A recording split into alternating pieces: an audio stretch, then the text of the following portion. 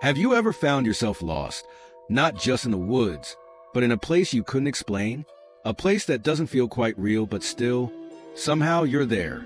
That was a reality for Ethan, a seasoned hiker who thought he knew the forest better than anyone. But this night, something was different. The air was unnervingly still, the kind of silence that wraps around you and makes your skin crawl. His flashlight flickered, barely cutting through the thick fog that suddenly rolled in without warning. He was deep in the forest now, where no one else dared to tread, and as he stumbled forward, a strange sensation overtook him, like he was being watched. Then, through the thick fog, he saw it, a glow. At first, he thought it was just a reflection of his light, but as he drew closer, it became clear. There, nestled between the roots of a massive, ancient tree, was a plant. Its leaves shimmered with an unnatural, eerie light, like they were alive, pulsing with a heartbeat of their own.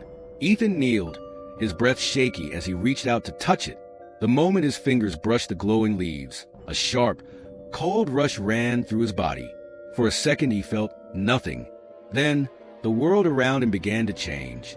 What Ethan didn't know was that with that one touch, he had crossed a line that would turn him into something not quite human anymore. Something far worse than anything he'd ever imagined. This plant, this cursed thing, was not a gift of nature. It was a doorway, and once you stepped through, there was no going back. Ethan had always been the adventurous type. Hearing whispers about a rare, mystical plant deep within the forest, he couldn't resist the pull. It was said to have remarkable properties, some claiming it could cure ailments, while others swore it had a darker, more dangerous power. He didn't care about the rumors. He was here for the experience, a story he could tell, something to prove to himself and maybe even to others. But now, standing in the heart of the shadowy wilderness, something felt wrong. It was quiet, far too quiet, the kind of silence that wraps itself around you like a suffocating blanket. Ethan's instincts told him to turn back, but his curiosity overpowered the voice of reason. As he moved deeper, the world around him felt different. The trees seemed taller, their branches twisted into unnatural shapes, like they were reaching for him. The birds, once so abundant in these woods, were gone. Not a single chirp, not a single flutter of wings. The only sound was the crunch of his boots against the dried leaves beneath him. He paused, scanning the area, and that's when he felt it. The air had changed. What was once cool was now dense, thick with an unnatural stillness.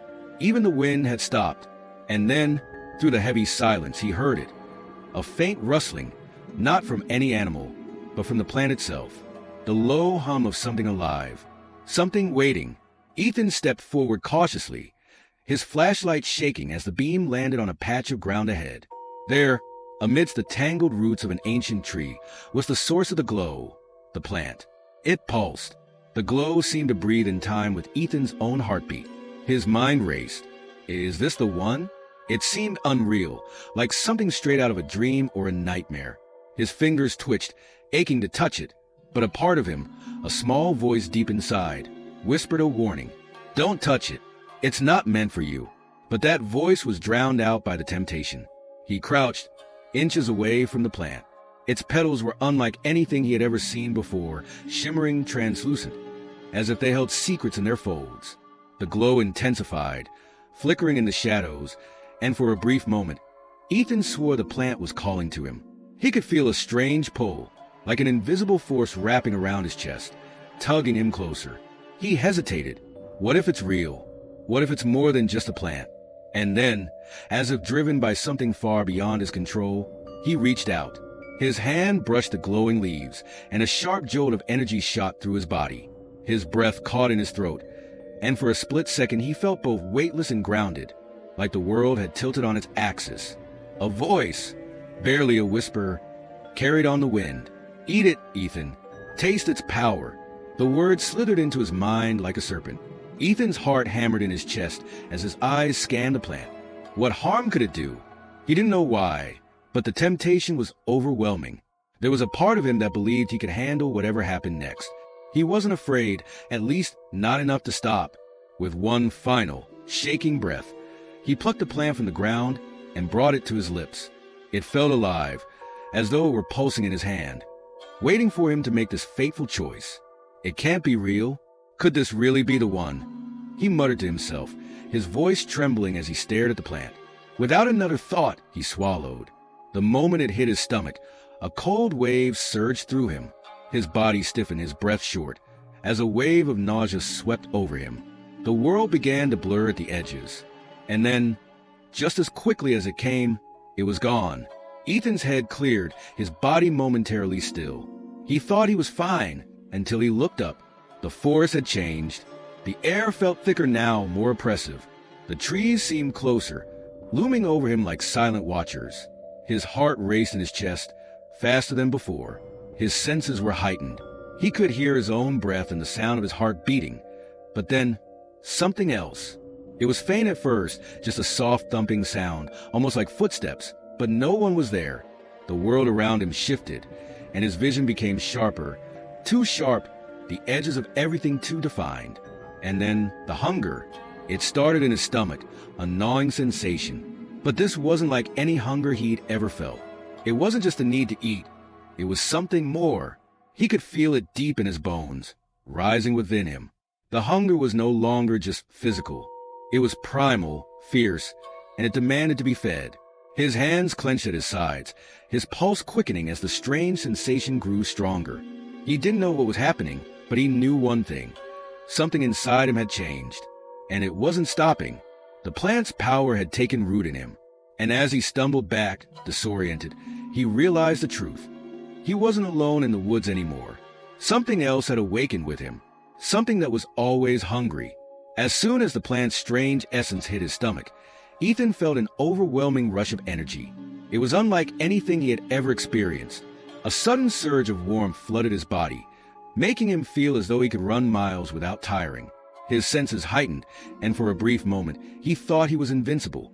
But then, without warning, the rush began to fade. The warmth turned to cold. His skin tingled and then numbed, a sharp chill creeping over him. Ethan stumbled backward, his breath quickening as the world around him began to distort. His vision blurred. First the edges of his sight, then the whole scene before him, until it felt like the trees and the ground were melting together. The fog that had once been distant now seemed to close in, suffocating him. He placed a trembling hand against the trunk of a nearby tree to steady himself. His skin, his once tan skin, had turned pale, almost ghostly, and he could feel a strange heaviness in his body. The air was thick, each breath harder to draw than the last. Then it started. His veins darkened, like ink spreading through water, twisting beneath his skin in chaotic patterns. He looked down, horror growing in his chest as his hands began to shake uncontrollably. His heart hammered in his chest, pounding louder than before. The rhythmic thump echoed in his ears, becoming the only sound that seemed real in a world now spinning out of control. The pain was immediate. A pressure built up in his chest, and his breath became ragged. Every inhale felt like it tore at his lungs. Every exhale came out shaky, unsteady. But it wasn't just physical pain. His mind, a once clear, logical place, was now clouded. "Feed!" A voice whispered from deep within his mind. It was distant at first, a faint echo, but it grew louder, more insistent. His stomach twisted. But this was not hunger. It was a primal, almost savage urge that coursed through him, growing stronger with each passing second. He couldn't understand it, couldn't fight it, but the hunger, it was there, gnawing at him. His vision sharpened, but not in the way he expected. The world around him became more vivid, more intense, but also different. The trees, the grass, the very air, everything felt like it was pulsing, alive, ready to be consumed. He could see the heartbeat of a small animal scurrying in the brush, the delicate flutter of its breath. He could hear it. And suddenly, it wasn't just a living thing, it was prey.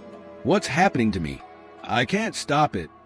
Ethan whispered through gritted teeth, his voice trembling as his hand shot to his head, trying to shake the thoughts from his mind. But the hunger, the craving, it was stronger than his will. He stumbled forward, his legs unsteady, and found himself near a small, still pool of water. His reflection stared back at him, distorted, twisted by the moonlight. But it wasn't his face anymore. His skin had turned deathly pale, his once bright eyes now bloodshot and sunken. His mouth, his teeth, were no longer just human. Sharp, elongated fangs protruded from his gums, glinting in the reflection. He gasped, stepping back in shock. This wasn't happening, he thought, but the image staring back at him told a different story. This was no longer the man who had wandered into the woods hours ago. Ethan's body had changed. He was no longer a man, but something else. Something driven by the insatiable urge to feed. His hand reached instinctively for his mouth, feeling the cold, sharp fangs. His stomach growled in a way that no human hunger ever could.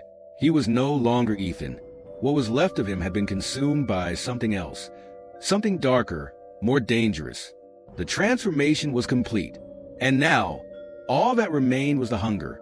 Ethan staggered through the woods, his body racked with trembling convulsions, his senses on overdrive. The hunger clawed at him, a beast inside that could no longer be ignored.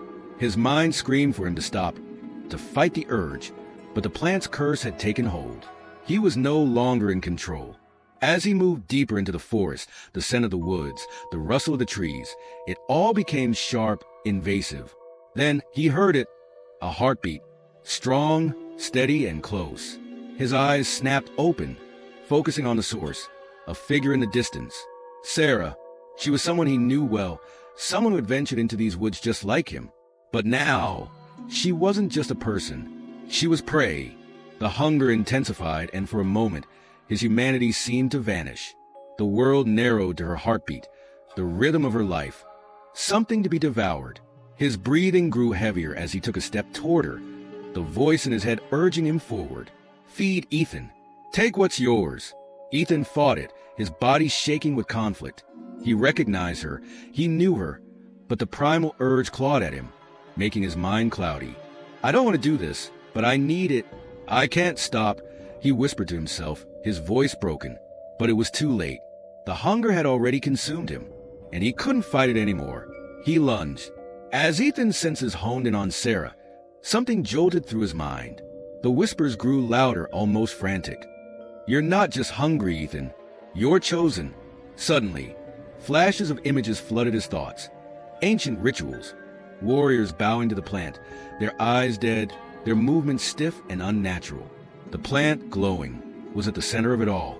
It wasn't just a rare plant. It was a key that turned humans into something else. His heartbeat quickened, the realization settling deep in his chest. This wasn't a random plant. It was cursed, an ancient creation meant to turn people into undead servants. Warriors, bound by the plant, had been used for centuries to carry out an unending thirst for blood. He stumbled back, his mind fighting to hold on, but the hunger surged within him, undeniable. It didn't matter anymore. The plant had chosen him, and now he was trapped in its curse. Ethan's steps were slow but deliberate, his bloodshot eyes never leaving Sarah. The hunger, the thirst, was unbearable. He could hear her heartbeat, feel her presence, and all he could think of was feeding. The monster inside him demanded it. But just as he lunged forward, a figure appeared from the shadows, blocking his path. Ethan froze. The figure was tall, cloaked, and their face was shrouded in darkness. Without a word, they stepped forward, their presence commanding. Ethan, trembling, could feel a strange energy emanating from the figure, an undeniable power. You're not lost yet. The figure's voice cut through the stillness, cold and firm. But there's a price, a choice you must make. Ethan's heart pounded in his chest as the voice echoed in his mind.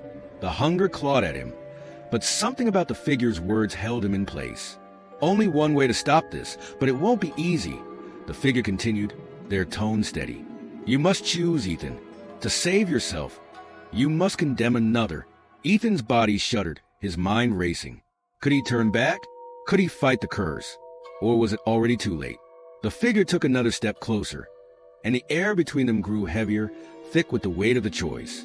Ethan's eyes flickered from Sarah, who was now trembling with fear, to the mysterious figure, whose presence was growing ever more foreboding. Do it now, or you'll never return to the person you once were, the figure warned, voice low and urgent. You will be lost forever. Ethan's face twisted in agony, torn between his humanity and the monstrous hunger consuming him. The choice loomed larger than ever, but he knew the clock was ticking. What would you do in Ethan's place? Should he fight for his soul, or give in to the monster inside him? The choice is his. The question is, What will he choose? What do you think Ethan should do? Should he save himself or condemn someone else to the curse? Comment below with your thoughts and don't forget to like, subscribe, and hit the notification bell.